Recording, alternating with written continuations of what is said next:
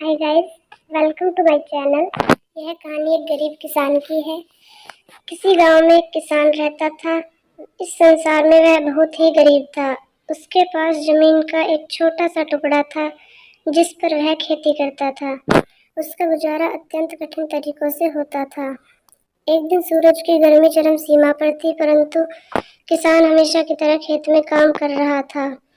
पसीने से लथपथ किसान बुआई के लिए खेत जोत रहा था। इसी बीच खेत में खुदाई करते समय जमीन से एक बड़ा सा लकड़ी का बक्सा मिला। किसान ने सावधानी से बक्से को निकाला।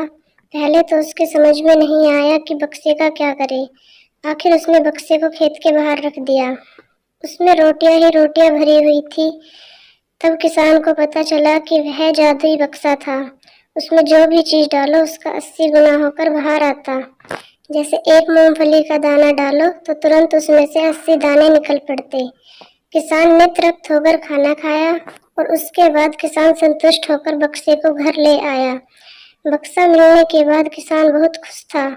उसे लगा कि उसके अब सब दुख दूर होंगे। वह लालची नहीं बल्कि धैर्यवान व्यक्ति था। उसने बक्से का दुरुपयोग नहीं किया।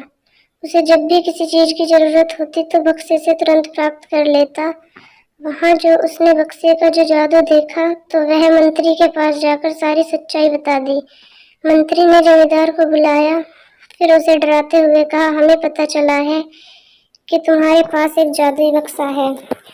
उसे तुरंत हमारे हवाले कर दो। इसी जादुई बक्से को हाथ से निकलते हुए देखकर जमींदार की हालत खराब होने लगी। उसने मंत्री जी से बहुत विनती की पर मंत्री नहीं माना। बक्सा पाकर मंत्री मतवाला हो गया। विरोधियों को यह अच्छा मौका मिल गया। उन्होंने बक्से के साथ साथ मंत्री के निकम्मेपन की खबर भी राजा तक पहुंचा दी।